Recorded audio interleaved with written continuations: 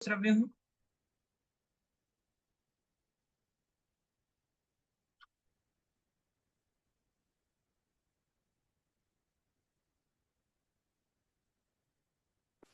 Yes भैया, you are Audible.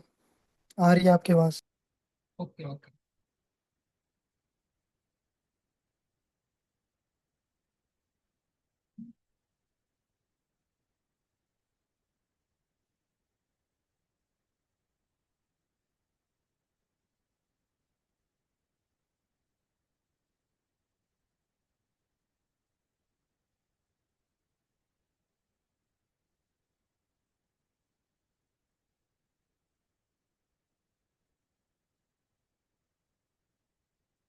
तो अब नमस्कार सभी को। तर्कशाला के तृतीय सत्र में आप सभी का स्वागत है। जी आज हम सबके बीच है राहुल, डॉक्टर राहुल राज आर्यन भैया, और भैया और सर साथ में। डॉक्टर राहुल राज आर्यन सर लक्ष्मीबाई महाविद्यालय में प्रोफेसर के पद पे कार्यरत हैं। भैया वहां पर लक्ष्मीबाई विद्यालय में सहायक प्राध्यापक पॉलिटिकल साइंस अर्थात राजनीति विज्ञान विशेष के प्राध्यापक हैं। भैया आज हम सबके साथ जुड़े हुए हैं।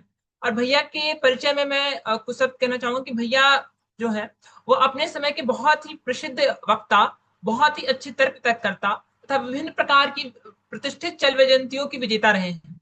भैया साथ ही साथ ना मात्र तर्ककर्ता डिबेटर, बल्कि बहुत ही अधिक प्रतियोगिताओं में अधिनायक के रूप में भी अधिनायक की भूमिका में भी रहे हैं। भैया साथ ही साथ तर्ककर्ता और वक्ता के साथ साथ बहुत अच्छी एकेडमिशियन भी रहे हैं। अच्छा, एकेडमिक्स में भैया की बहुत अच्छी रुचि रही है। और भैया आज हम सबके साथ पॉलिटिकल साइंस और साहित्य, इन दोनों के जो समावेश के साथ एक विषय है कि वर्तमान साहित्यकारों के स्तर का मत है कि साहित्य का कभी अनुवाद नहीं होता, तथा द्वितीय विषय तर्कवादी साहित्य ने साहित्य को नुकसान पहुंचाया। ख साहित्य रचना के परान्वयवादी दर्शन को अधिक बढ़ावा देगी। विषय वर्तमान साहित्यकारों का यह सदन कथन क की अपेक्षा कथन क का समर्थन करता है।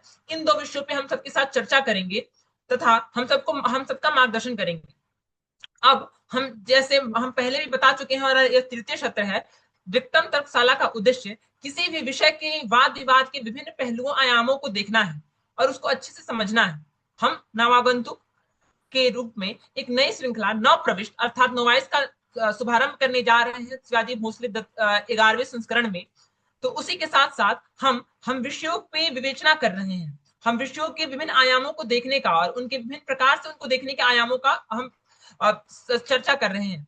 इसी में भैया आज हम सबके साथ जुड़ेंगे और भैया हम लोगों का मार्गदर्शन करते हुए बताएंगे कि साहित्य तथा साहित्य के साथ साथ उनके विभिन्न आयाम, विभिन्न काल और परिस्थितियों में, जैसे कि साहित्य के विभिन्न काल और हिंदी साहित्य के मुख्य रूप से विभिन्न परिस्थिति और विभिन्न काल के परिवर्तन तथा परिवर्तन की उपलक्ष्य, उनके अनुवादन के क्या प्रभाव रहे हैं समाज पर और वे समाज में कैसे स्वीकृत किए गए हैं। साथ ही साथ भैया हमें द्वितीय विषय में यह समझाएंगे कि साहित्य पलायनवाद अर्थात कि हम किसी चीज के एस्केपिज्म की जब हम बात करते हैं उसमें कैसे विभिन्न आयामों को देखता है और साहित्य समाज के लिए कितना महत्वपूर्ण होता है। साहित्य किसी किसी समाज का साहित्य उस समाज की रचना तो संरचना में कितना महत्वपूर्ण भूमिका अदा करता है।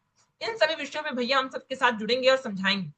साथ ही साथ भैया हमें ना मात्र साहित्य बल्कि साहित्य के साथ साथ इस दोनों विषयों के आयामों को कैसे हम वास्तविक रूप से, अगर हमारे पास उतना ज्ञान साहित्य का नहीं है फिर भी हमें विभिन्न प्रकार से डिबेट्स को ले जाना होगा और डिबेट्स में तर्क वितर्क करते रहना होगा। और बिना ज्ञान के भी अगर हम किसी साहित्य तथा नॉर्मल सामान्य विषयों पे हम चर्चा करते हैं, उसको समझ सकते हैं और उस पर डिबेट करके जीत भी सकते हैं। इन सभी मार्गदर्शनों के लिए हम सबके साथ जुड़े हैं भैया, और भैया आप हम सबका मार्गदर्शन करेंगे। भैया नमस्कार आपका एक बार और आपका हम सबके साथ जुड़ने के लिए, अपने व्यस्ततम समय से समय निकालने के लिए और हम 10 लोगों का मार्गदर्शन करने के लिए डिप्टम फैमिली तथा डिप्टम तर्क तर्क समिति दोनों आपका बहुत बहुत आभार व्यक्त करती है।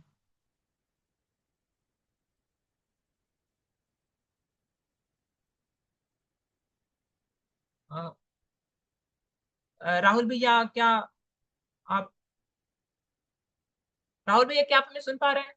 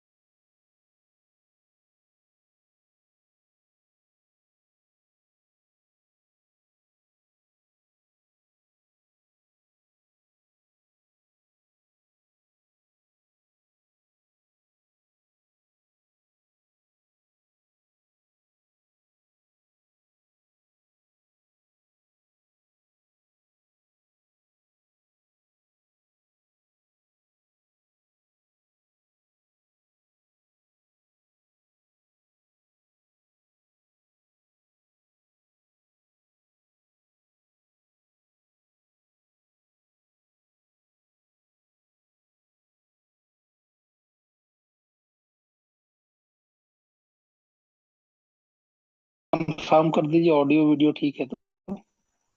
अ, जी भैया, आपका आवाज आ रहा है और वीडियो भी आ रहा है। वीडियो भी। जी जी।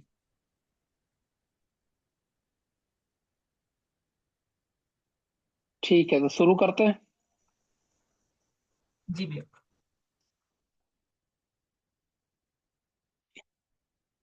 तो हम लोग ये जो विषय रखा है इसी के आसपास रहे तो ठीक रहेगा।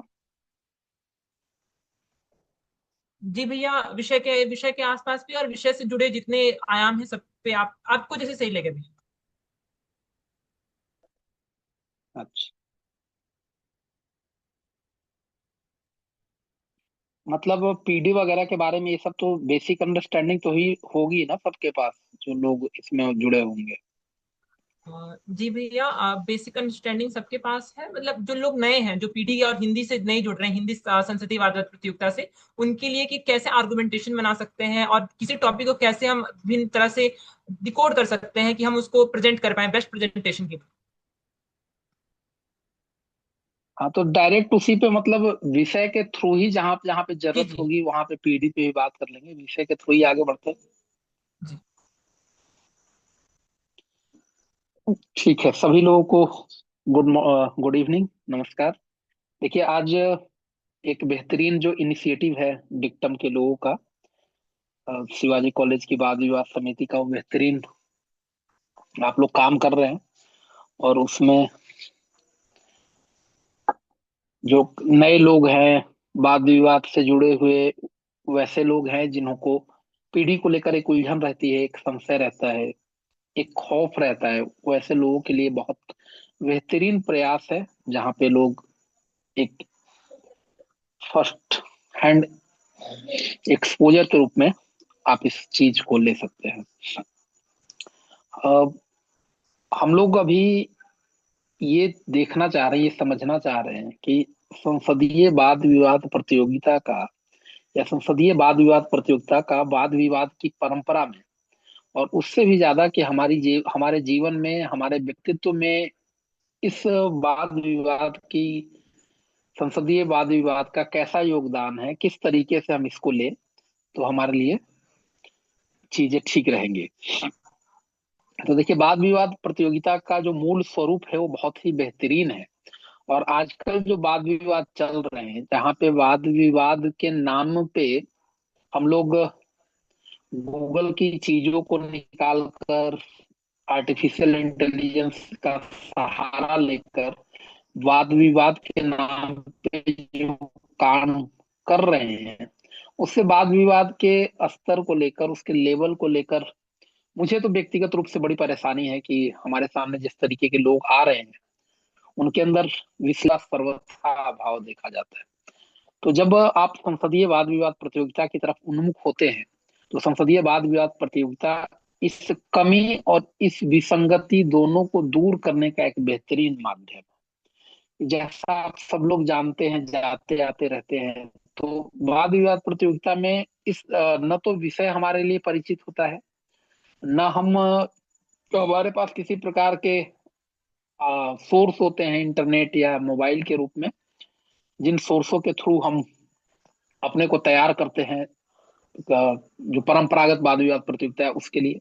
तो इन सब चीजों से अलग हटकर जो संसदीय वाद विवाद प्रतियोगिता है वो हमें एक अलग प्रकार का एक्सपोजर देता है, एक अलग प्रकार के चैलेंज के साथ। एक अलग चैलेंज भी हमारे पास होता है, और उस चैलेंज के कारण हमारा एक अलग प्रकार का एक्सपोजर होता है।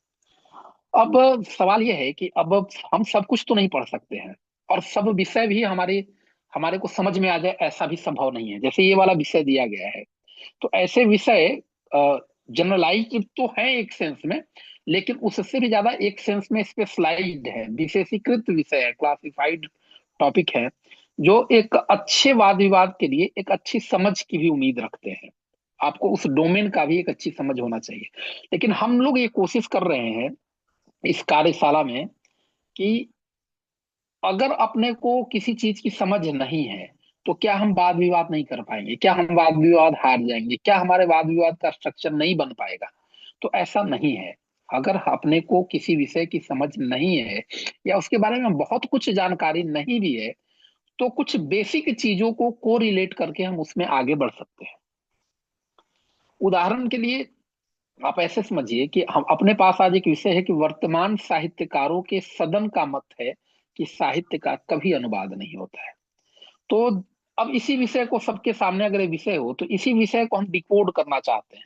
वर्तमान साहित्यकारों के सदन, सदन पहले से ही तय है कि वर्तमान के साहित्यकार है, यानी आजकल के जो साहित्यकार हैं उन साहित्यकारों का ये सदन है और उसका ये मत है। सदन पहले से ही तय हो चुका है कि वर्तमान साहित्यकारों का है और उसने उसका ये मानना है कि साहित्य का कभी अनुवाद नहीं हो सकता। अब अपने को कौन सी ऐसी चीज है जो नहीं समझ में आ रही है? उदाहरण के लिए हमें ये तो पता है कि वर्तमान साहित्यकारों के सदन का क्या मतलब है, हम इसको जानते हैं। हम ये भी जान रहे हैं कि साहित्य क्या होता है और हम ये भी जानते हैं कि अनुवाद क्या होता है। तो लगभग इस विषय के सारे कीवर्ड्स अपने को पता है। हाँ, एक अलग विषय है कि वाद विवाद के स्तर तक या एक स्ट्रक्चरल डिबेट तक जाने लायक अपने पास जानकारी है कि नहीं।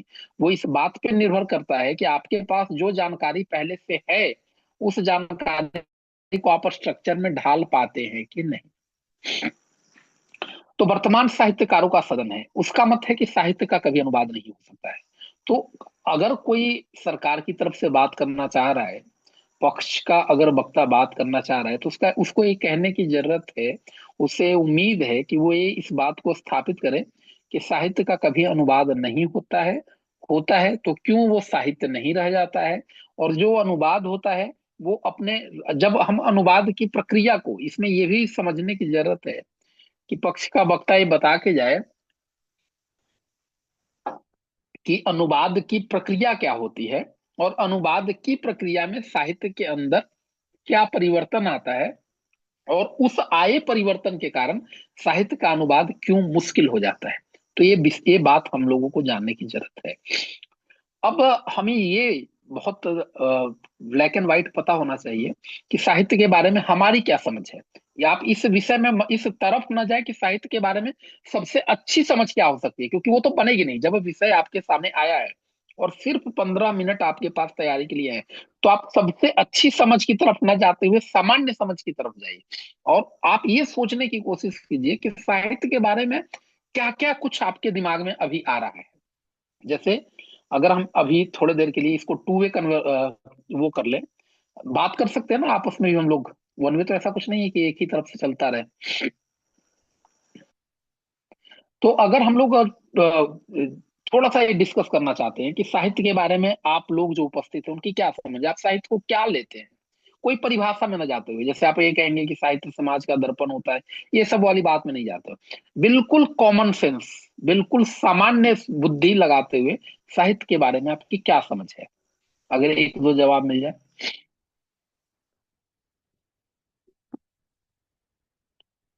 बता दीजिए जल्दी जल्दी, तो फिर आगे बढ़े।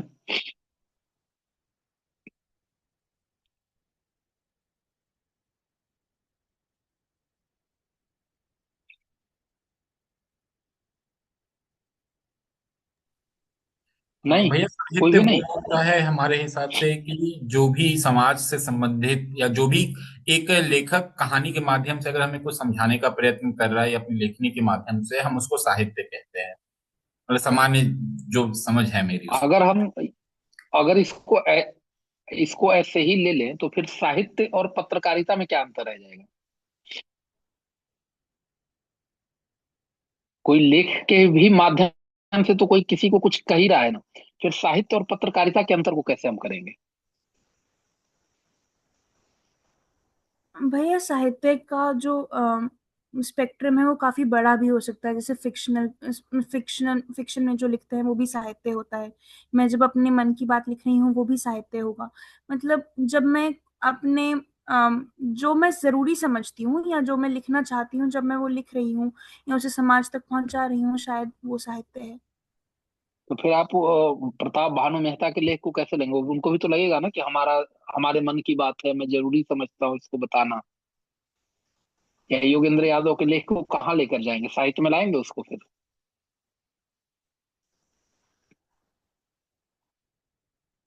अपने को बहुत साधारण सी समझ विकसित करनी है। ये समझना है, जब आप किसी चीज, किसी भी चीज में, ये साहित्य की बात नहीं है, किसी भी चीज के बारे में आप ये सोचना चाहते हैं कि ये चीज क्या है, तो उससे पहले सोचिए कि ये वाली चीज क्या नहीं है। जैसे अगर हमें ये पता करना हो कि घर में एसी का क्या महत्व है, तो आप ये सोचिए कि घर में एसी के न होने से क्या क्या प्रॉब्लम होती है, तो आपको अपने आप समझ में आ जाएगा। साहित्य क्या है उसके पहले अगर हम ये थोड़ा सा विचार कर ले कि साहित्य क्या नहीं है। साहित्य हिस्ट्री नहीं है, साहित्य ज्योग्राफी नहीं है, साहित्य केमिस्ट्री नहीं है, साहित्य फिजिक्स नहीं है।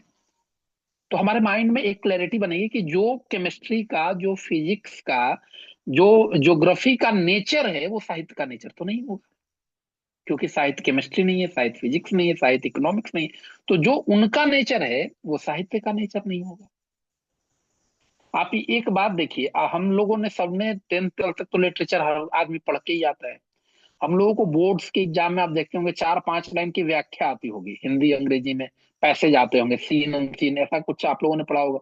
सप्रसंग व्याख्या कीजिए, या कुछ ऐसे कविता आती है या कहानियों की पंक्तियां आती है। ऐसा तो सबके जीवन में आया ही होगा, ये पैटर्न तो लगभग हिंदुस्तान में एक जैसा है। ऐसा आया है ना आप सबके सामने। तो अब वो जो हम अपने को व्याख्या 10th या 12th क्लास में दी जाती है, तो वो व्याख्या तो लगभग हिंदुस्तान के 8-10 लाख बच्चों को, अगर वो सीबीएसई बोर्ड से है या किसी बोर्ड से, तो दे रहे होंगे। 4 लाइन की व्याख्या लगभग 8-10 लाख विद्यार्थियों को दी जाती है। अब क्या सोच रहे हैं कि उनकी जो व्याख्या आंसर सीट में आती होगी वो सबकी सेम आती होगी? क्या ये संभव है सबकी नहीं व्याख्या भैया, सेम आई होगी? नहीं भैया। ये ऐसा क्यों हुआ? क्योंकि अगर कहीं और किसी और चीज के बारे में आंसर लिखा जाए, जैसे अगर साइंस का कोई आंसर हो, इकोनॉमिक्स का कोई आंसर हो, मैथमेटिक्स का कोई आंसर हो, ज्योग्राफी का कोई आंसर हो, तो हम ये कह सकते हैं कि लगभग 99% सिमिलरिटी आ जाएगी। ऐसा संभव है कि आ जाएगी उत्तरों में। लेकिन ये साहित्य में क्यों नहीं हो रहा है? आखिर साहित्य का वो कौन सा गुण है जो 10 लाख बच्चों से 4 लाइन जो सबके लिए सेम है, वो 10 लाख टाइप की व्याख्या करवा रहा है? ऐसा होता है ना, 10 लाख टाइप का ही व्याख्या होगा। ऐसे तो हम कोई बात नहीं कर रहे ना जो आप रिलेट नहीं कर पा रहे। आपको जहां लगे कि वो रिलेट नहीं हो रही, तो फिर मैं उसको और दूसरे तरीके से कहने की कोशिश करूंगा। आप ये भैया रिलेट कर पा रहे हैं कि? हाँ।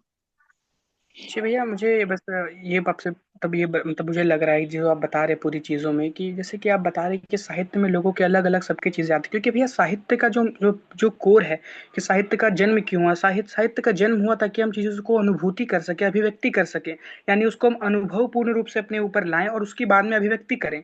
अब इस अनुभव करने और अभिव्यक्ति करने में जो हम समय देते हैं, चाहे अपने एक्सपीरियंसेस देते हैं, चाहे अपने सेंसेस का इस्तेमाल करते हैं, वो हमारे पर्सनल हैं।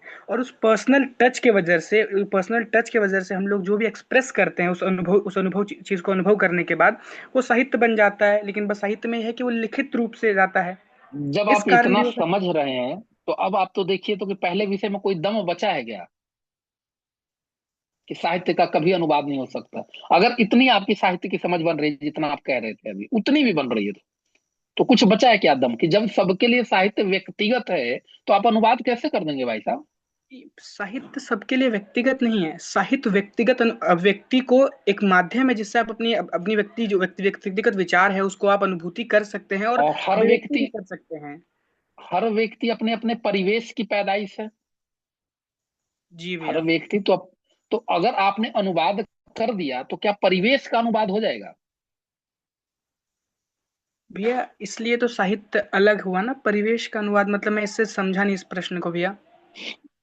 इसका मतलब ये है कि अगर हम कह रहे हैं कि अ, राम को देखते ही रावण 9 2 11 हो गया, तो अंग्रेजी में लेके जाएंगे तो 9 2 11, 9 + 2 11 हो जाएगा। ये मुहावरा उसी मिट्टी में अपना अर्थ पाएगा जिस मिट्टी में ये मुहावरा प्रचलित है।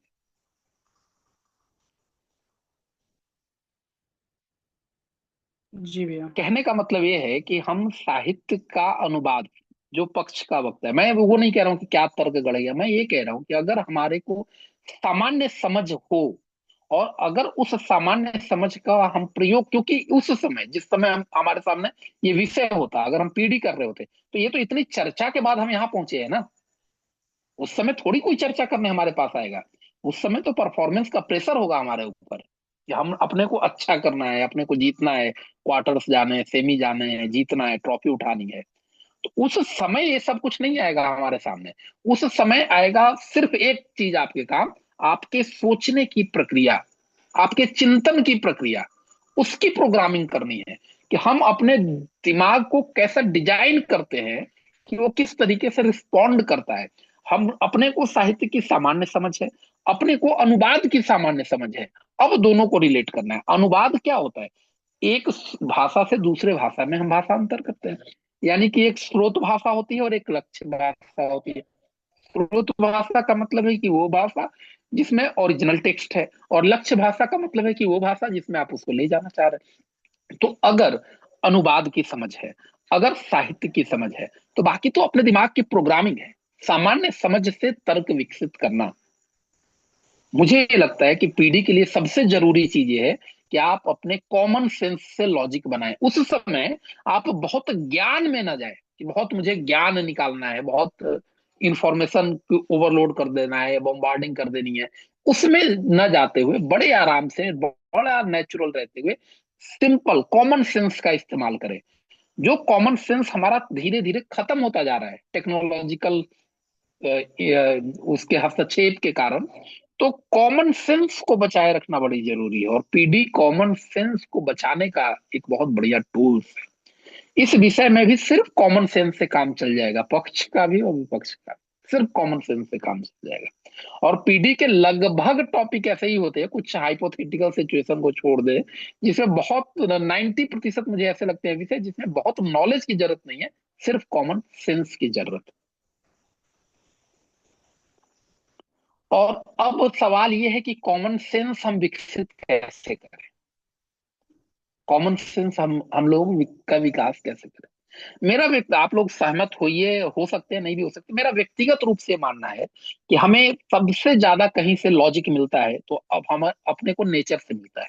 जो प्रकृति हमारे पास है वो अपने को सबसे ज्यादा लॉजिक देती है।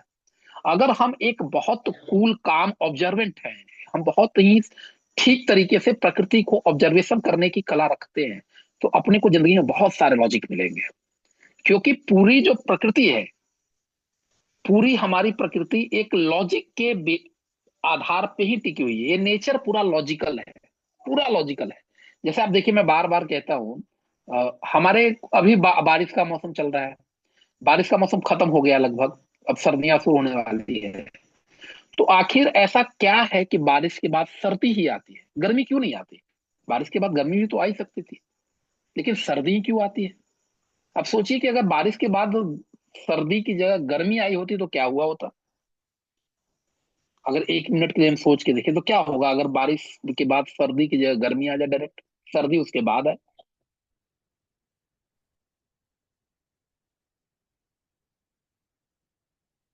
हाइपोथेटिकल सिचुएशन है, लेकिन हम सोच के तो देख ही सकते हैं क्या होगा उमस अगर बारिश के बाद उमस हो सर्दी ना जाएगा आए। भैया, उमस हो जाएगा। बारिश बारिश में अतिरिक्त पानी आए हैं और फिर गर्मी आएगी, तो क्या होगा? इवापोरेशन ही तो दोबारा होगा, फिर इवापोरेशन होगा, फिर कंडेंसेशन होगा, फिर बारिश आ जाएगी।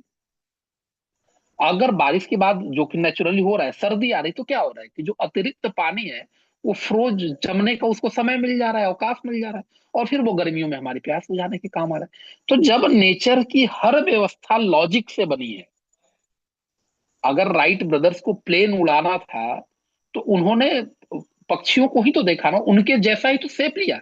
या प्लेन का शेप कोई थार जैसा तो होता नहीं कि थार जीप की तरह प्लेन का शेप है। एक आर्टिकल पढ़ रहा था मैं, किसमें पढ़ रहा था, शायद इकोनॉमिक टाइम्स या किसमें था।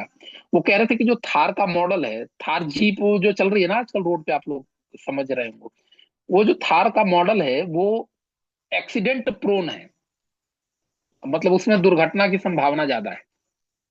तो फिर मैंने 2-4 थार देखे रोड पे जाते हुए, तो मुझे लगा हाँ सच में, क्योंकि थार अगर आप लोग देख इमेजिन कर पा रहे होंगे, देख पा रहे हो, रिकॉल कर पा रहे हो, तो देखते नहीं वो आगे से बिल्कुल चौकोर होता है, स्क्वायर शेप में लेके आते हैं। देखा है आप लोगों ने? जी भैया। ऐसा देखा होगा ना। बाकी गाड़ियों को देखिए, बाकी गाड़ियां जो होती है वो कर्व में आती हैं जिससे वो एयर को कट सके एयर वहां से। लेकिन आपने देखा होगा थार में एयर के रास्ते में रेजिस्टेंस उत्पन्न होता है, और मोटे मोटे टायर्स होते हैं उसके, तेज भी चलता होगा, तो एक्सीडेंट प्रोन तो नेचुरली हो गया ना। अब जी भैया। बहुत बेसिक सा लॉजिक है कि आप नेचर को नहीं देख पा रहे हैं और उससे नहीं, उसके लॉजिक को नहीं डिकोड कर पा रहे हैं, तो फिर तो आप नेचर के अगेंस्ट हैं। और नेचर के अगेंस्ट तो कोई सर्वाइव ही नहीं कर पाया है, यही तो डार्विन कह रहे थे, सर्वाइवल ऑफ द फिटेस्ट में। तो जो बात मैं आपसे ये कहना चाह रहा हूँ कि कॉमन सेंस हम कैसे विकसित करें। जब राइट ब्रदर्स को प्लेन बनाना था तो थार नहीं बना रहे थे, उन्होंने चिड़ियों का शेप लिया। जब अपने को शिप बनाना था, पानी में चलने वाली जहाज बनाना था, तो हमने पानी में रहने वाले जलचर जीवों का अध्ययन किया और उनका ही शेप दिया।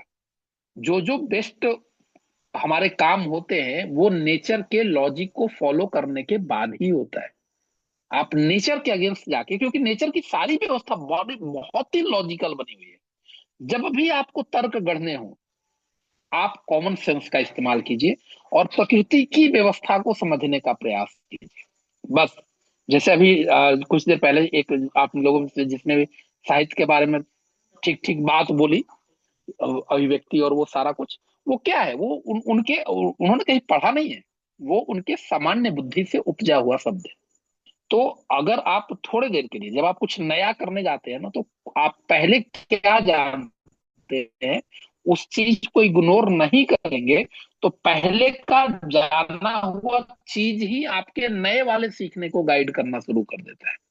और ये सबसे महत्वपूर्ण मिस्टेक कह लीजिए या महत्वपूर्ण हैबिट कह लीजिए, जो इंटरनेट के आने से लोगों के अंदर विकसित हुई है। हम प्रथम दृष्टया जो इंफॉर्मेशन होता है वो इंटरनेट से ले लेते हैं, और उसके बाद हमारा पूरा प्रोग्राम दिमाग का वैसे ही हो जाता है जैसे इंटरनेट से प्राप्त इंफॉर्मेशन ने हमको दिया है। और फिर हमारे पास, आप कहते हैं ना कि हमारे तर्क रिपीटेड हो रहे हैं, मोनोटोनस होता जा रहा है मामला, वो सब इसीलिए होता है क्योंकि प्रथम दृष्टया फर्स्ट फर्स्ट इंफॉर्मेशन आपने इंटरनेट से ले ली है। अब आपका जो ब्रेन है वो प्रोग्राम हो चुका है, अब वो उस तरीके से काम नहीं करेगा जिस तरीके से आप करना चाहिए था। इसलिए बहुत जरूरी है कि आप एक बड़े अच्छे ऑब्जर्वेंट बने। लेकिन हम क्या कर रहे हैं, हम जिस पीढ़ी में रह रहे हैं, हम आप लोग जिस पीढ़ी में रह रहे हैं, क्या कर रहे हैं, हमारे कानों के ऊपर ईयरफोन लगे होते हैं, आंखों के आगे स्क्रीन लगा होता है, जो हमारा स्किन है उसके पे सनस्क्रीन लगा होता है। तो जितने भी हमारे सेंस ऑर्गन है वो तो है ही नहीं हमारे बस में, उनके ऊपर तो हमने गैजेट लगा दिया है। तो सेंस ऑर्गन से ही तो नेचर से हमारा रिश्ता बनता है। और जब हमारे सेंस ऑर्गन ही सेंस नहीं कर पा रहे तो आप क्या सेंस करेंगे, फिर तो आप वही लॉजिक देंगे ना जिस लॉजिक को लेकर चलना मुश्किल हो जाएगा। अपने को सिर्फ डिबेट के लिए नहीं, जिंदगी में सफल होने के लिए लॉजिकल होना बहुत जरूरी है। और लॉजिकल होना कोई टफ काम नहीं है, लॉजिकल होना सबसे इजी काम है। क्योंकि जैसे ही आप लॉजिकल हो जाते हैं, जिंदगी के अनेक उलझन आपके समाप्त हो जाते हैं, आप नेचर की मूल व्यवस्था के साथ जुड़ जाते हैं जो ओरिजिनल सेटअप है। और इसका एक बहुत बढ़िया प्रमाण यह है कि दुनिया में जितने भी धर्म ग्रंथ, जितने भी किताबें हैं, अलग अलग कल्चर जो सबसे पुरानी किताबें हैं, जैसे हमारा हिंदू या वैदिक या सनातन संस्कृति है, तो उसकी सबसे प्राप्त पुरानी किताबों में हम वेद, उपनिषद, पुराण वगैरह को लेते हैं। या उसी तरीके से आप इस्लाम में जाए तो वो लोग कहते हैं कि उनकी कुरान सबसे पुरानी किताब या सबसे महत्वपूर्ण किताब। इसी तरीके से क्रिश्चियनिटी में बाइबल को कहते हैं। तो आप कभी आपने सोचा है कि वेदों का राइटर, कुरानों का राइटर या क्रिश्चियनिटी का राइटर, इसका नाम क्यों नहीं है? इनके हमें कोई लेखक ही नहीं मिलते। वेदों का तो संकलन करता मिलता है कि वेद की में जो नॉलेज है, जो इंफॉर्मेशन है, वो किसके हैं तो किसी को नहीं पता। उसी तरीके से कुरान में किसके हैं ये किसी को नहीं पता। कहते हैं आसमानी किताब है, उसके माध्यम से वो है। ऐसा क्यों है? अगर आप इस पे विचार करेंगे तो आपको पता चलेगा कि उन लोगों ने जिन्होंने आरंभ में नेचर के साथ एक रिलेशन बनाया, वो नेचर की व्यवस्था को समझ के उसका एक्सप्लेनेशन उन किताबों में दिया है। जैसे जैसे मनुष्य विकसित होता गया वो नेचर से दूर होता चला गया। और बाद अब आप ये देखिए कि हमारे यहाँ, अब हम लोग साहित्य के विषय पे बात कर रहे हैं, हम लोगों साहित्य के दो रूप होते हैं, एक गद्य होता है, एक पद्य होता है, सब जानते होंगे। एक पोएट्री होता है, एक प्रोज होता है। ये बात तो सबको पता ही होगा।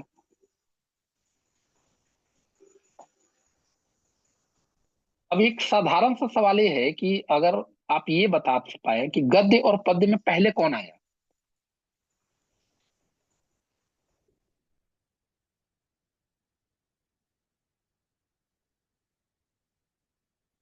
बताएंगे?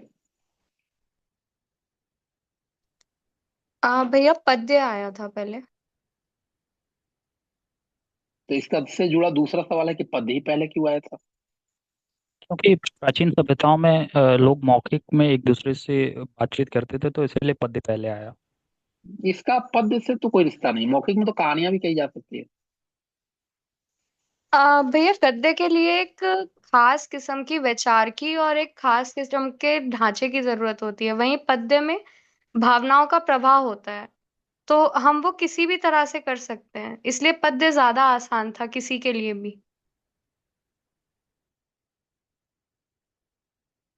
पद्य, आप लगभग ठीक कह रहे हैं बात, कि जब हमारा आरंभिक समाज था वो भावनात्मक ज्यादा था, उसके जीवन में जटिलता नहीं थी। आप सोचिए ना कि जो प्रिमिटिव एज के लोग रहे होंगे, जिनके पास ना काटने का कोई चीज था, ना कोई खरगोश जाता होगा, एक पत्थर मारते होंगे, खोल निकाल के पी लिया, कोई नमक मिर्च लगाने की जरूरत नहीं है। तो उनका जीवन कितना सिंपल रहा होगा। और सरल मनुष्य जो होता है वो भावनात्मक होता है, और पद्य में भावनाओं की अभिव्यक्ति सबसे अच्छे से हो सकती है। इसलिए आरंभिक मनुष्य के जीवन में गीत थे, संगीत थे, नृत्य था, और ये सब पद में हुआ करते थे। ये तो बहुत अगर थोड़े से भी हम अपनी समझ से आगे बढ़े, और जैसे जैसे हम आगे बढ़ते गए तो क्या हुआ, हमारी चीजें जटिल होती चली गई। हमने इन्वेंशन किए, आग का किया, फायर का किया, पहिए का किया, और आगे बढ़ते चले गए, और आगे बढ़ते चले गए। सामंतवाद आ गए, पूंजीवाद आ गया, जटिलताएं बढ़ती चली गई। तो जो साहित्य के विद्यार्थी हैं, वो बड़े आसानी से रिलेट कर पा रहे होंगे कि क्यों भाई आधुनिक काल में ही आकर गद्य का जन्म हुआ, और गद्य में उपन्यास का क्यों जन्म हुआ, कहानियों का क्यों जन्म हुआ।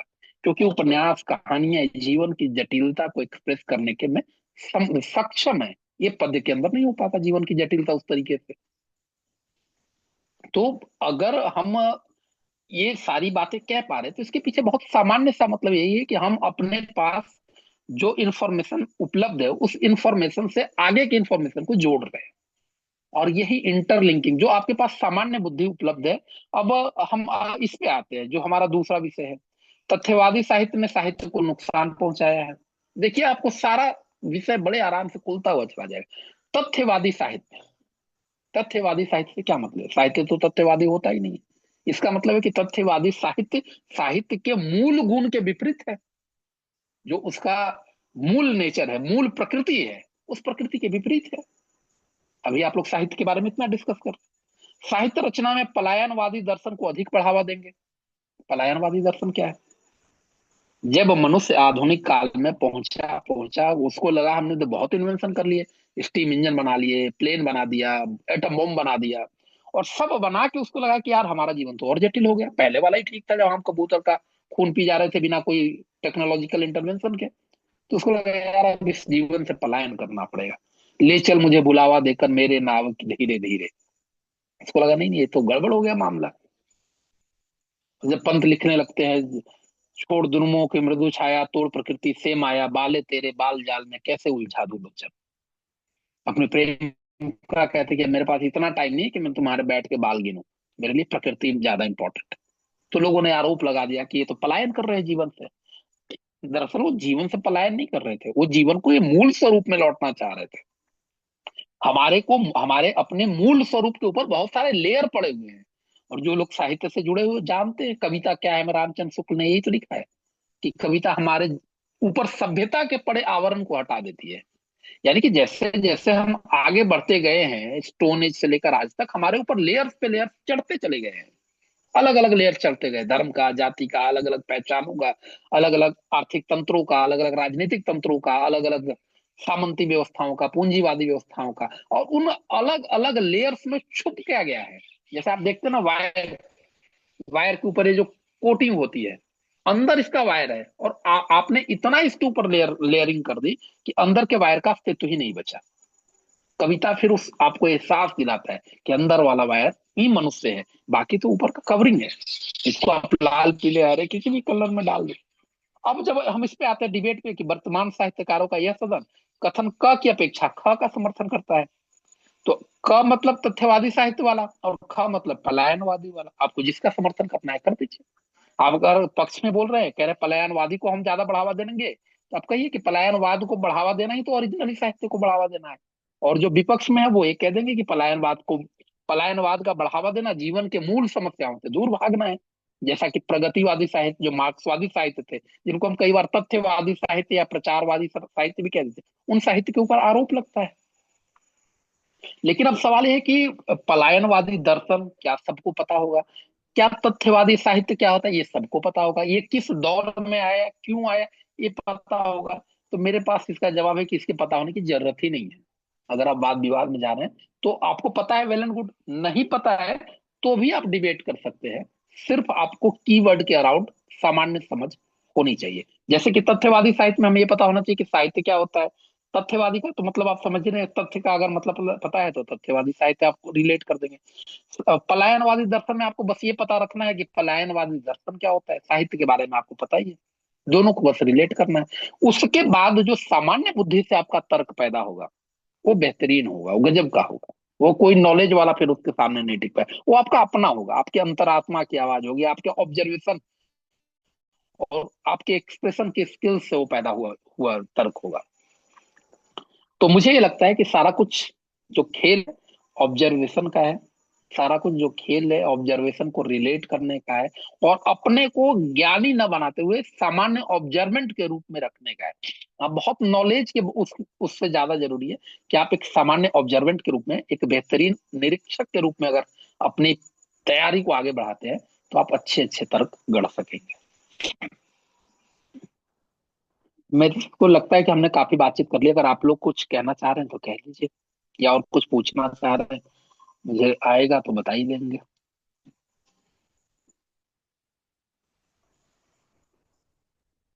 भैया नमस्कार। हाँ भाई कहिए।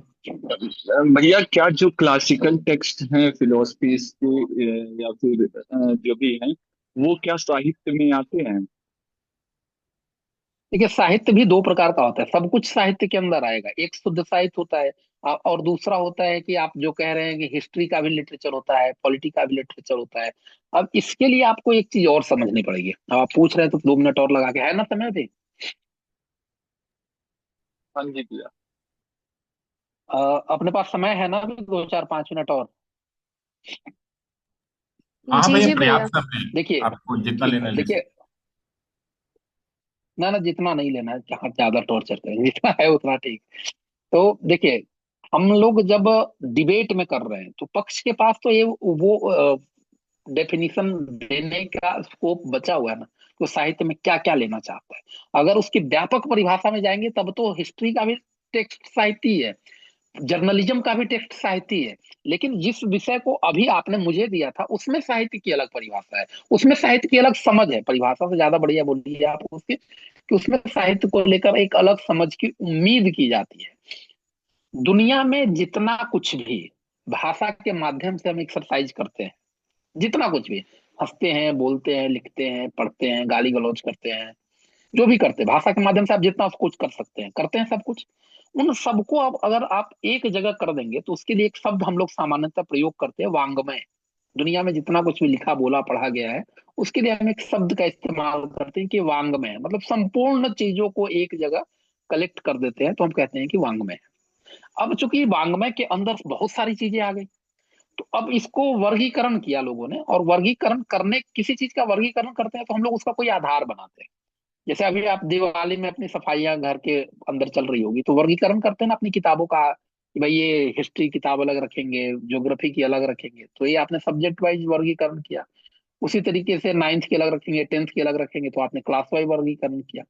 उसी तरीके से वांग्मय के अंदर जब सब कुछ आ गया तो विद्वानों ने कहा कि शब्द और अर्थ के संबंध के आधार पे, इस चीज के आधार पे शब्द और अर्थ का रिलेशन, इसके आधार पे वांग्मय के अंदर जो खिचड़ी पकी है उसको हम 3 हिस्सों में कर देते हैं। तो एक बहुत कॉमन सेंस का सवाल है आपके लिए, शब्द और अर्थ में पहले कौन आता है, शब्द या अर्थ? शब्द। बताइए, और लोग बताइए। सही बता रहे हैं। शब्द और अर्थ में पहले कौन आता है? अर्थ आता है भैया, अर्थ। अगर शब्द पहले आया होता तो हाथी जीव नहीं बना होता, हाथी शब्द पहले बनता। ऐसा ही होता ना। ये जी इतना भैया। कॉमन सेंस की बात है। कॉमन सेंस की बात है। अगर अगर शब्द पहले आता तो दुनिया की सारी भाषाओं में हाथी को हाथी ही बुलाया जाता, अलग अलग थोड़ी बुलाया जाता। शब्द तो आपके अंदर जो मानसिक छवि बनी है उसके एक्सप्रेशन के लिए हमने सिंबल चुने हुए हैं, और कुछ नहीं है। खैर उस डिबेट में नहीं जाते। शब्द और अर्थ में अर्थ पहले आया। शब्द और अर्थ के रिश्तों के आधार पे हमने जो वांग्मय बनाया था उसके 3 हिस्से कर दिए। एक को हमने कह दिया वार्ता, दूसरे को कह दी शास्त्र, और तीसरे को कह दिया साहित्य। अब जो वार्ता है वो नॉर्मल बातचीत है, जहां अर्थ का ज्यादा वैल्यू होता है, महत्व होता है, और शब्द का कम होता है। जैसे उदाहरण के लिए 6:30 बजे हम लोगों के जुड़ने का टाइम था। अब कोई व्यक्ति 7:30 में जुड़ा, तो जो एडमिन है वो कह रहे भाई तुम तो बड़ा जल्दी आ गया। तो उन्होंने शब्द क्या इस्तेमाल किया है कि जल्दी आ गया, और अर्थ क्या आ रहा है कि देर से आया है। तो ये नॉर्मल बातचीत है, जहां पे अर्थ ज्यादा वैल्यू रखता हो, महत्व रखता हो, हम उसको वार्ता कर देते हैं, उसको वार्ता कह देते हैं। तो इसका मतलब ये हुआ कि वांग्मय में वो हिस्सा जहां अर्थ की ज्यादा इंपॉर्टेंस है उसको हमने अलग कर दिया और उसको नॉर्मल बातचीत में दे दिया। दूसरा हिस्सा वांग्मय का है शास्त्र। शास्त्र का मतलब है कि जहां शब्द और अर्थ बराबर का महत्व रखते हैं, इक्वल इंपॉर्टेंस रखते हो। अब जितने भी ज्ञान विज्ञान की शाखाएं हैं वो इसके अंदर आ जाते हैं। अर्थशास्त्र, राजनीति शास्त्र, काव्य शास्त्र, जितने भी रसायन शास्त्र, भौतिकी शास्त्र, जितने भी ज्ञान विज्ञान की शाखाएं, इसमें शर्त क्या है कि शब्द और अर्थ इक्वली इंपॉर्टेंट है। अगर आप डेमोक्रेसी पढ़ाना चाहते हैं तो आपको डेमोक्रेसी शब्द ही इस्तेमाल करना पड़ेगा। अगर आप डिक्टेटरशिप पढ़ाना चाहते हैं तो आपको डिक्टेटरशिप ही शब्द ही इस्तेमाल करके काम चलाना पड़ेगा। इसमें वार्ता की तरह नहीं होगा कि आप डेमोक्रेसी बोल के डिक्टेटरशिप पढ़ा देंगे। ऐसा तो नहीं होता ना आपकी हिस्ट्री में या ज्योग्राफी में जो भी आप पढ़ते होंगे। अब तीसरा बच गया साहित्य। अब देखिए यहीं पे वो अलग हो रहा है जो आपका सवाल था कि जो आप टेक्स्ट को कहाँ लेकर जाएंगे। अगर वो ज्ञान विज्ञान का के किसी स्ट्रीम से जुड़ा हुआ चीज है तो शास्त्र के अंदर आएगा। साहित्य के अंदर लोगों ने कहा कि शब्द और अर्थ के अभी तक संबंध ही तय नहीं हुए हैं, उनके बीच क्या रिश्ता है। शब्द और अर्थ एक दूसरे के महत्व के लिए प्रतियोगिता करते रहते हैं, वो compete करते हैं। कभी शब्द इंपॉर्टेंट हो जाता है, कभी अर्थ इंपॉर्टेंट हो। इसी कारण जो मैंने आपको प्रारंभ में कहा था कि 4 लाइन की व्याख्या 10 लाख टाइप की क्यों आती है, इसी कारण आती है कि हर कोई अपने अपने समझ से शब्द और अर्थ का संबंध को लेने के लिए स्वतंत्र है, और उस विधा में इतना स्पेस है कि हर कोई वो अर्थ ले पाता है अपनी अपनी समझ से, अपने अपने संस्कार के कारण। इसीलिए वो साहित्य है। तो अगर आप इस चीज को रिलेट कर पा रहे होंगे तो शुद्ध साहित्य और अन्य साहित्य का अंतर आपको हो जा रहा होगा। हो जा रहा है क्या अब? भैया क्योंकि हर टेक्स्ट की टॉपिक में था कि ये अनुवाद नहीं हो सकता, उससे हट के, क्योंकि अगर कुछ टेक्स्ट हैं जो ग्रीक टेक्स्ट है, हमारी मनुस्मृति जो है उसका भी अभी तक अनुवाद नहीं हो पाया है सही ढंग से। तो मतलब कैसे फिर अगर हम इसको टेक्स्ट मानेंगे और इसको हम साहित्य भी बता देंगे तो उस साहित्य को उस समाज तक लेकर कैसे जाएंगे, और समाज को उस साहित्य की समझ कैसे आएगी? देखिए अब ये पक्ष का बर्डन है कि वो साहित्य को कहाँ तक लेकर जाता है। वो कुछ नहीं लेके जाता है तब तो विपक्ष कुछ भी कर सकता है, उसके साथ खेल कर सकता है। तो टेक्निकल चीजों पे हम चले जा रहे हैं। इस विषय में साहित्य का मेरी समझ से तो यही मतलब है जो मैं शुद्ध साहित्य की बात कर रहा हूँ, जिसके अंदर शब्द और अर्थ के रिश्ते तय नहीं हुए हुए। शब्द और अर्थ के रिश्ते हर कोई अपनी समझ से तय करने को स्वतंत्र है। इस विषय में वही मतलब है। अगर पक्ष इसको अपनी परिभाषा में लेके आता है, नहीं लेके आता है तब तो विपक्ष के पास खुला मैदान है। आप हिस्ट्री को भी कर दीजिए, वो तो है ही। लिटरेचर, हिस्ट्री का लिटरेचर भी कहा ही जाता है, पॉलिटिकल लिटरेचर भी कहा ही जाता है। आप पीएचडी आगे वगैरह कहेंगे तो लिटरेचर रिव्यू एक शब्द आएगा आपके सामने, तो उसमें यही सब तो होता है। लिटरेचर रिव्यू में हिस्ट्री का भी होता है, ज्योग्राफी का भी होता है। तो ये पक्ष के ऊपर अब है। अब अगर अगर आप सिर्फ साहित्य की परिभाषा पूरी खोल देंगे जिसमें हिस्ट्री का भी आ जाएगा, क्लासिकल टेक्स्ट भी आ जाएंगे जो फिलोसफी के हैं या किसी चीज के हैं, तो अगर वो सब भी आते हैं तो फिर तो विपक्ष हावी हो जाएगा। मतलब अनुवाद करना पड़ेगा, उसकी जरूरत भी है, आपको अनुवाद करना पड़ेगा। मतलब उसमें क्योंकि वो बहुअर्थी नहीं है। जहां पे बहुअर्थी है वहां पे दिक्कत है, जहां पे शब्द एक संदर्भ विशेष में अर्थ पा रहे हैं वहां पे दिक्कत है। लेकिन अगर वो जनरलाइज्ड है या जनरलाइज किया जा सकता है तब तो उसका अनुवाद हो ही जाएगा, और हो भी रहा है। इसी आधार पे अनुवाद भी हो रहा है। ऐसा नहीं कि लिटरेचर का अनुवाद नहीं हो रहा, लिटरेचर के भी अनुवाद हो रहा है। तभी तो चाहे गीतांजलि श्री को रेत समाधि के लिए प्राइज मिला या अन्य लेखकों को मिलते हैं तो अनुवाद होने के पश्चात ही मिलते हैं। लेकिन इसमें मूल प्रश्न ये है कि अनुवाद होने के बाद क्या साहित्य वही साहित्य बच जाता है जो ओरिजिनल भाषा में, जो यानी कि जो स्रोत भाषा में लिखा गया था। मूल सवाल यहाँ था।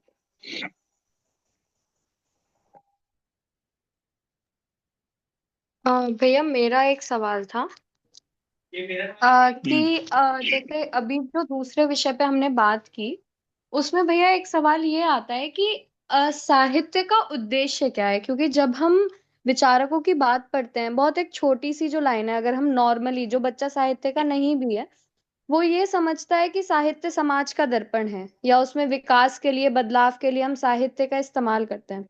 लेकिन कोई ऐसा विषय आ जाए जहां पर हमें ये स्थापित करना है कि साहित्य का उद्देश्य केवल एक व्यक्ति विशेष तक के लिए, उसको बदलाव करने की जरूरत नहीं है, आप क्यों डिसाइड करेंगे कि उसे बदलाव ही करना है? तो ऐसी स्थिति में फिर हम कैसे बैलेंस कर सकते हैं डिबेट को? अब देखिए, साहित्य में एक दौर वो भी तो आया है ना, जब साहित्य का उद्देश्य पहले से ही तय कर दिया गया था। एक दौर वो भी आया था जिसको हम प्रगतिवादी साहित्य कहते हैं, कि आपको वही लिखना है जो मार्क्स के सिद्धांतों के अनुकूल हो, क्रांति लिखनी है आपको, शोषण शोषित लिखना है आपको। साहित्य के उद्देश्य तय कर दिए गए थे, एक वो भी दौर आया है। तो साहित्य का जो आप उद्देश्य कह रहे हैं कि समाज और समाज का हित है, समाज के और समाज के हित करने के अन्य बहुत सारे साधन हैं।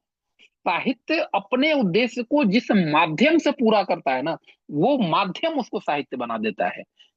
आप आर्टिकल पढ़ते हैं, आर्टिकल में सीधे सीधे वो चीजें रखती है कि भाई ये करना है, ऐसे करना है, वैसे करना है। आप साहित्य पढ़ते हैं, आपके अंदर का जो मनुष्य होता है, जो लेयर्स के कारण, जिसकी बात रामचंद्र शुक्ल कविता क्या है निबंध में कर रहे थे। आप दो, अगर साहित्य की समझ बढ़ाना चाहते हैं तो दो चीज पढ़िए, एक तो साहित्य का उद्देश्य पढ़िए प्रेमचंद वाला निबंध, और एक पढ़िए कविता क्या है रामचंद्र शुक्ल वाला निबंध। ये दोनों निबंध पढ़िए, और उन दोनों निबंधों को पढ़ के आपको जो मिलेगा, मैं थोड़ा सा उसको पहले ही आपको बता दे रहा हूँ। प्रेमचंद कह रहे थे कि जिस स्थिति में है आपको सोचने पे मजबूर न कर दे तो वो साहित्य नहीं है।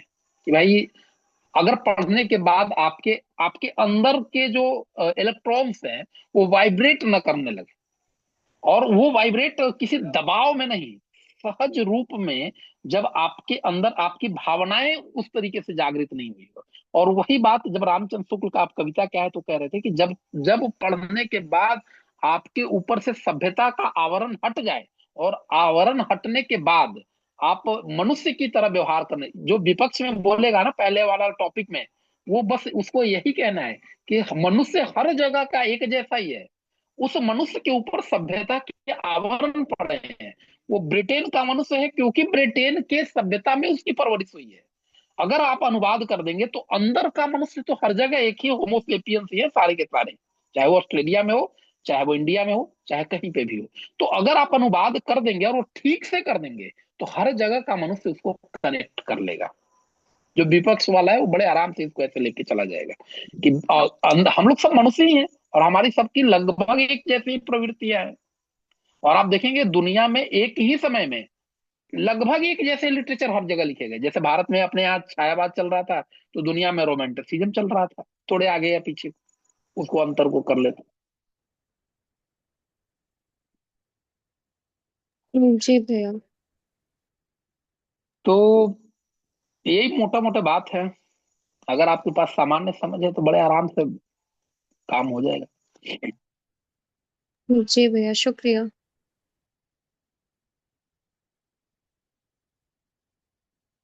और कुछ कहिए।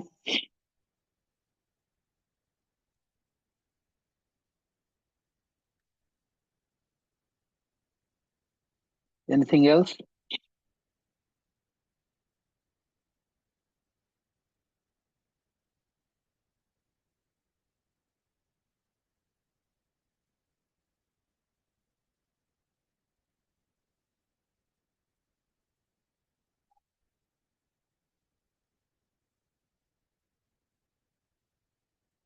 और कुछ किसी को?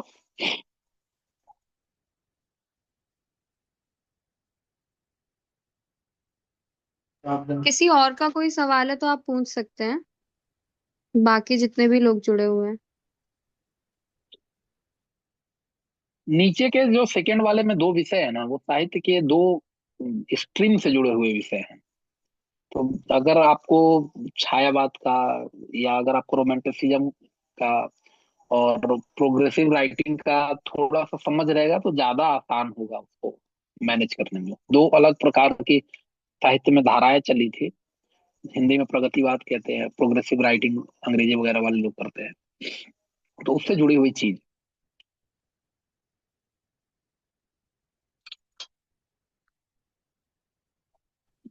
नमस्कार भैया।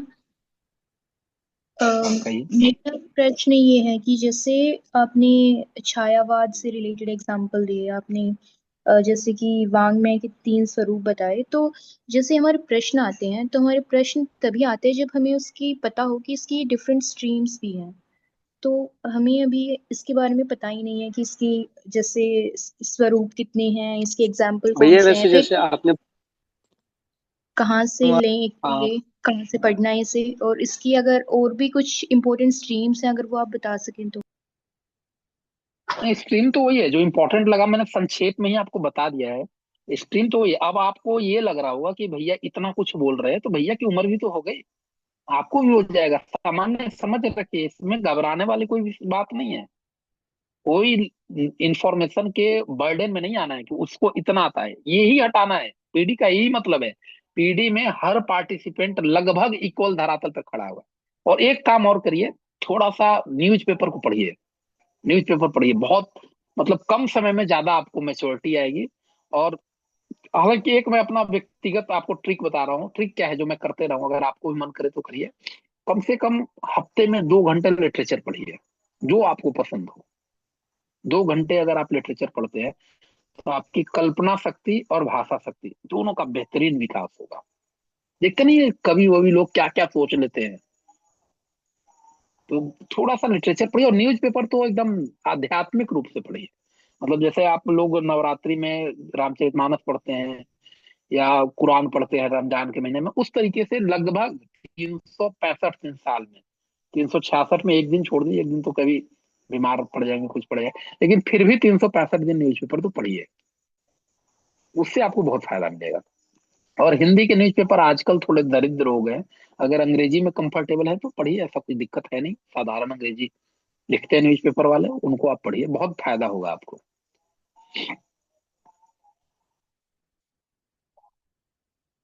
और कोई पूछ रहे थे बीच में कुछ?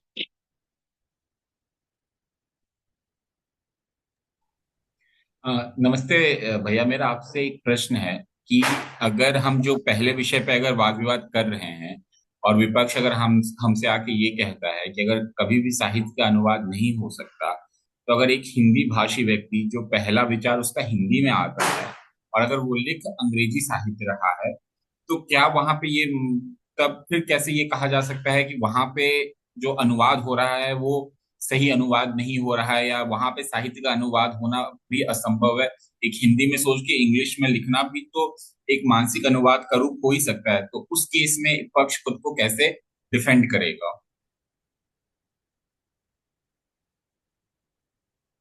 आप ये कहना चाह रहे हैं कि जो कोई व्यक्ति हिंदी की पृष्ठभूमि से, मतलब हिंदी के परवरिश परवरिश का है और अंग्रेजी में साहित्य लिख रहा है, तो जब वो अंग्रेजी में साहित्य लिख सकता है तो हिंदी में लिखे अन्य साहित्य का भी अनुवाद हो सकता है, आप यही कहना जी चाह रहे जी भैया, जी भैया। हैं। अब यहाँ पे बस एक ही चीज है, पहले वाले संदर्भ में हिंदी का व्यक्ति अंग्रेजी में लिख रहा है, एक ही व्यक्ति है। और दूसरे वाले संदर्भ में हिंदी के साहित्य का अंग्रेजी में ट्रांसलेशन हो रहा है। अगर वही व्यक्ति कर दे तब तो फिर भी कुछ हद तक ठीक है। लेकिन अगर अनुवादन कहीं और से हो रहा है, दो व्यक्ति के होते ही वो मामला गड़बड़ हो जाएगा। साहित्य व्यक्ति के दिल का मामला है वो। मतलब बहुत रफ साधारण लैंग्वेज में कहना चाहेंगे तो हमारी आत्म अभिव्यक्ति है वो। अनुवादक आत्म अभिव्यक्ति नहीं कर सकता है। तो ये जो दो वाला केस है ना, वो प्रॉब्लमेटिक हो जाएगा। लेकिन इसका ये मतलब नहीं है, चलिए डिबेट करने के लिए तो हम कुछ भी तर्क उसको गढ़ ही रहे हैं, लेकिन ये मतलब नहीं है कि साहित्य का अनुवाद नहीं हो रहा। अनुवाद तो हो ही रहे हैं। सवाल इसी का है, जैसे आप वो पढ़ते हैं ना दलित वगैरह विमर्श वगैरह हम लोग पढ़ते हैं, तो उसमें यही तो सवाल आता है कि एक ब्राह्मण या एक वो व्यक्ति जो दलित नहीं है वो दलित लिटरेचर कैसे लिख सकता है, और एक जो दलित व्यक्ति है वही दलित लिटरेचर अच्छा लिख सकता है। उसमें भी यही डिबेट है। जिस चीज के साथ आप भावना आप आत्मिक रूप से नहीं जुड़े हैं, वहां पे आपके लिखने की जो दृष्टि होगी, एक जो प्रेमचंद लिखेंगे अगर द लिटरेचर, उनको लेकर खास करके बहस हुई। एक राइटर थे, मैं अभी नाम भूल गया, आलोचक, उन्होंने प्रेमचंद को लेकर बहुत वो किया कि जो व्यक्ति दलित नहीं है, और प्रेमचंद ने कफन या पूस की रात जैसी कहानियां लिखी, तो ये कहा गया कि प्रेमचंद की जो दृष्टि है वो सहानुभूति वाली दृष्टि है, वो सहानुभूति की दृष्टि से दिख रहे हैं, उनके अंदर समानुभूति का अभाव होगा। मतलब जो पीड़ा और जो वेदना दलित महसूस कर रहा है, वो पीड़ा और वो वेदना प्रेमचंद नहीं महसूस कर पाएंगे, वो सहानुभूति का लिटरेचर हो। ठीक उसी तरीके से जैसे कोई पुरुष स्त्रीवादी साहित्य लिखता है तो उसके ऊपर ये आक्षेप लगते हैं कि वो सहानुभूति की दृष्टि से देख रहा है, उसके लिए स्त्री करुणा के पात्र हो सकते हैं, सहानुभूति का पात्र हो सकता है, समानुभूति का जो तत्व है वो मिसिंग है। तो वही अनुवाद के साथ वही स्थिति है।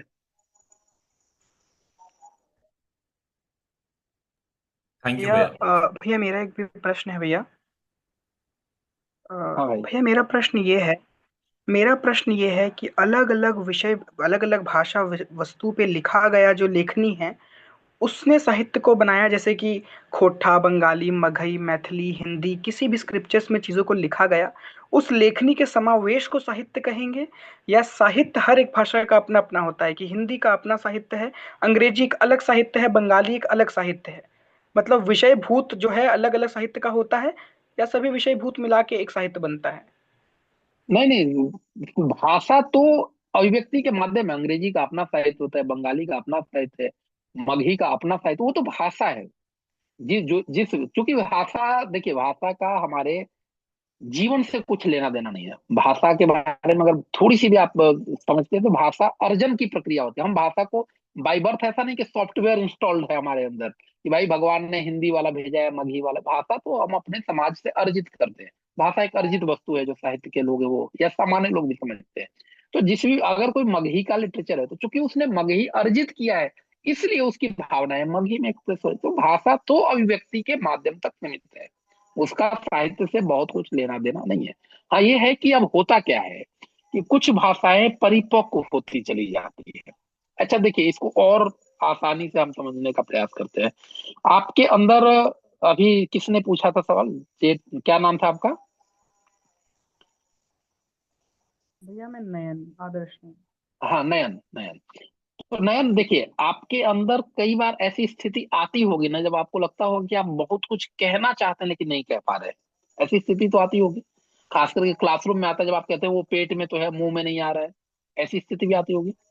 कई बार ऐसी स्थिति भी तो आपने महसूस की होगी ना, कि मतलब आप बोलते बोलते और चिल्लाना शुरू कर दे रहे हैं, बोलते बोलते रोना शुरू कर दे रहे हैं, बोलते बोलते गाली गलौज करना शुरू कर दे। ये स्थिति भी तो आती ही है जीवन में।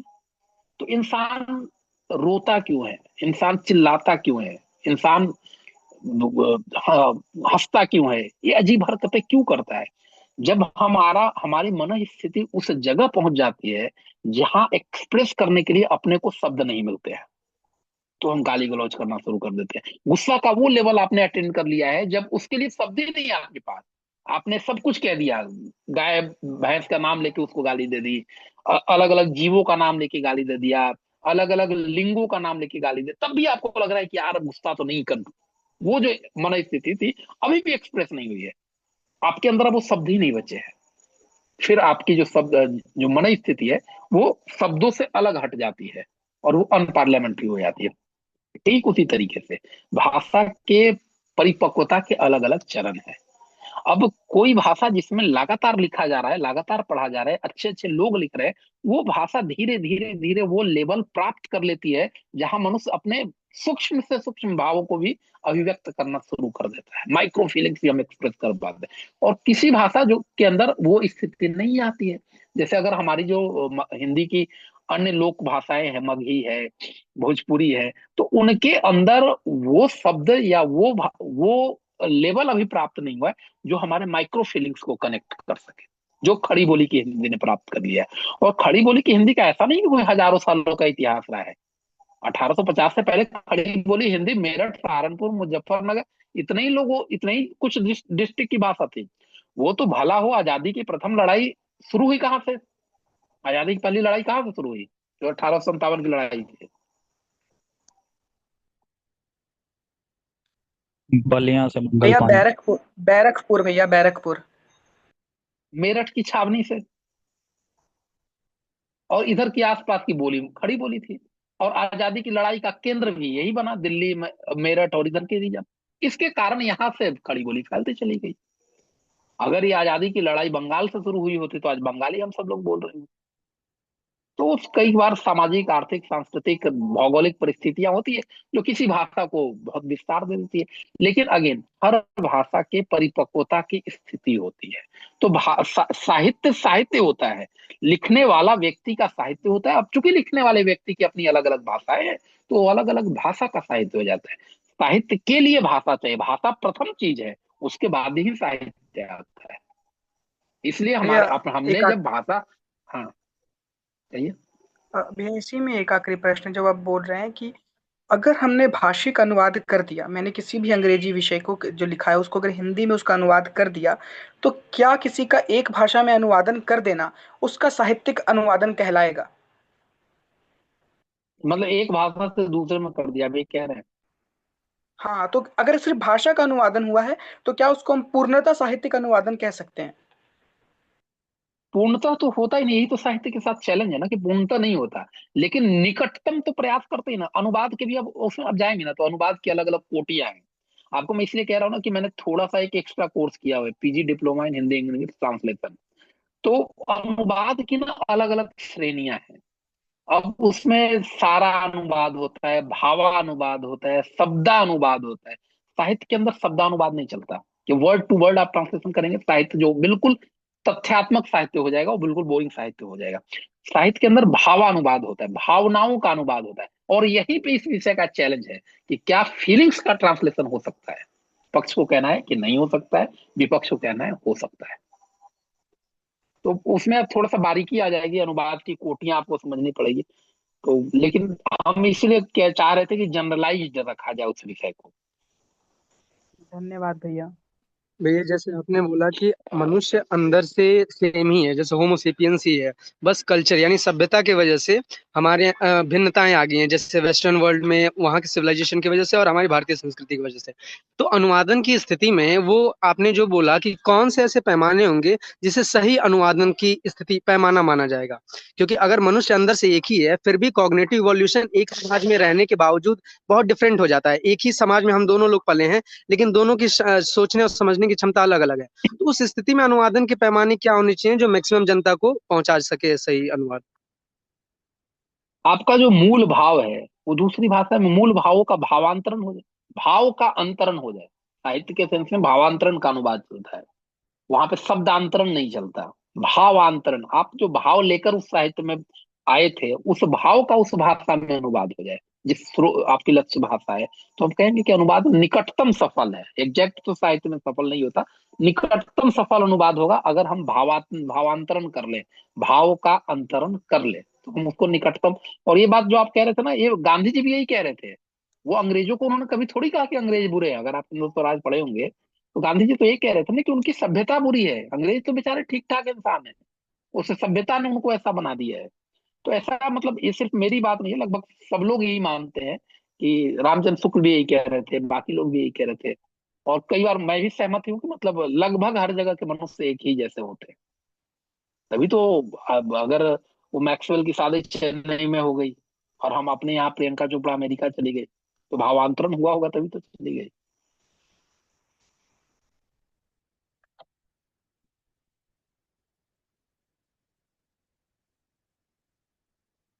और कुछ?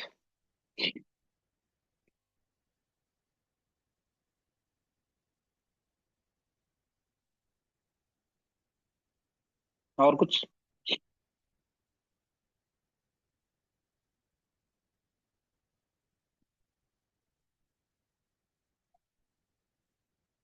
तो लग रहा है कि मतलब लगभग ठीक है। और मतलब लास्ट बात यह है कि जो मैंने कहा वो अंतिम सत्य नहीं है। जहां तक मैं पहुंचा हूँ वो वहां तक की जानकारी है। उसके आगे भी बहुत सारी दुनिया बाकी है एक्सप्लोर करने के लिए। तो आप लोग उससे को पढ़िए, उसको समझिए। और पढ़ने से ज्यादा मतलब मेरा पर्सनल बिलीफ बना हुआ है कि हम ऑब्जर्वेशन से बहुत ज्यादा सीखते हैं। आपको लगे तो 10-20 दिन करके देखिए, मतलब कम पढ़ के भी अगर बढ़िया आप ऑब्जर्वेशन करते हैं। और कई बार मुझे ये लगता है कि ज्यादा पढ़ने से हम एक ढर्रे की पढ़ाई पढ़ लेते हैं और हमारा अपना मौलिक कुछ नहीं बच जाता है। और इसमें आपको सहमत होने की जरूरत नहीं है, मतलब ये मेरा प्योर व्यक्तिगत मानना है कि कम पढ़ के भी आदमी बढ़िया सोच सकता है। भैया एक प्रश्न था। हाँ, भैया इसमें टेक्नोलॉजी है उसका भी यूज हम कर सकते हैं क्या? जैसे अनुवाद कर रहे हैं इंग्लिश टू हिंदी या हिंदी टू इंग्लिश, तो वहां पे आजकल अनुवाद कोई व्यक्ति नहीं करता है बल्कि हम टेक्नोलॉजी की हेल्प से भी अनुवाद करते हैं। तो उस स्थिति में क्या अनुवाद एकदम शब्द अनुसार शब्द टू शब्द हो सकता है, या फिर यहाँ पर भी सिर्फ भाव के ही मतलब कर पाएंगे, निकटतम जो ही हो पाएगा? औपचार जो जो औपचारिक अनुवाद होता है ना, फॉर्मल जो ट्रांसलेशन होते हैं, जैसे क्वेश्चन पेपर का ट्रांसलेशन कर दो, कोई लेटर का ट्रांसलेशन कर दीजिए, वो मशीन से हो जाता है। साहित्य वाले में दिक्कत आती है, साहित्य वाले मशीन के बस की बात नहीं है। और आजकल तो अनुवाद मशीन से ही होता है, मशीन से करने की तो बात छोड़ दीजिए, और इंसान भी करता है तो आप देखते नहीं हो, गूगल लेंस का इस्तेमाल करके उसको कॉपी करके और उसको वो कर देते हैं। आजकल तो अनुवाद मशीन से ही हो रहा है। लेकिन वो अगेन वही दिक्कत है, कई बार देखते हैं आप प्रश्न में अशुद्धियां आ जाती है। स्टील प्लांट है, तो स्टील प्लांट को मशीन को क्या पता है कि स्टील प्लांट को स्टील प्लांट के रूप में लेना है, वो लौह पौधा के रूप में ले, स्टील का मतलब लोहा, प्लांट का मतलब पौधा, तो लौह पौधा कर देगा।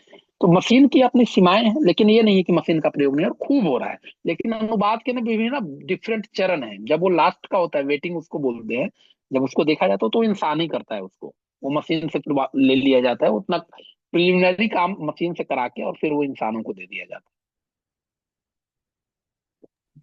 धन्यवाद भैया। है।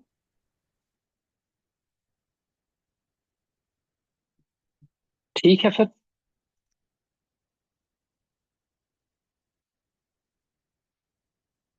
करें समापन करें।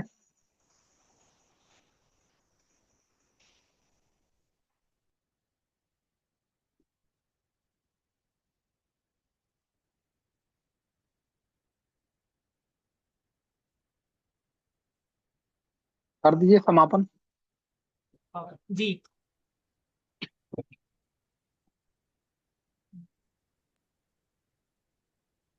जी धन्यवाद भैया, आपका हमारे साथ जुड़ने के लिए हम इसके लिए काफी बहुत आभारी रहेंगे। और इस ना सिर्फ आपके इस सत्र की वजह से हम बहुत कुछ जानने को मिला, हिंदी के विभिन्न किस आयाम से किस विषय को देखें, ना सिर्फ वाद विवाद में बल्कि वास्तविक जीवन में भी किस तरीके से हम हिंदी साहित्य को उतार सकते हैं, इसके विभिन्न पहलुओं को हमने आपसे जाना। इसके लिए हम बहुत बहुत आभारी रहेंगे भैया। साथ ही हम चाहेंगे कि आपसे जुड़े रहें और आगे आने वाले समय में काफी सारे सत्र आपसे आपसे ले और इससे जान पाए। धन्यवाद भैया। थैंक यू भाई, थैंक यू सो मच। आप सभी से हाँ भैया ये अनुरोध करेंगे कि आप सभी अपने कैमरा ऑन कर लें, सो दैट हम एक स्क्रीनशॉट ले लें। भैया आपके साथ। ले लीजिए, ले लीजिए। अविनाश ले लीजिए।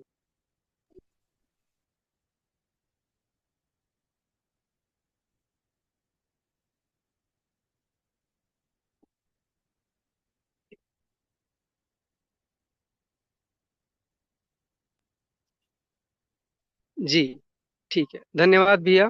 और आप सभी का भी धन्यवाद कि आप इस सत्र से जुड़े। आप सभी से उम्मीद रहेगी कि आने वाले सत्रों में भी आप समय से जुड़े रहें। धन्यवाद।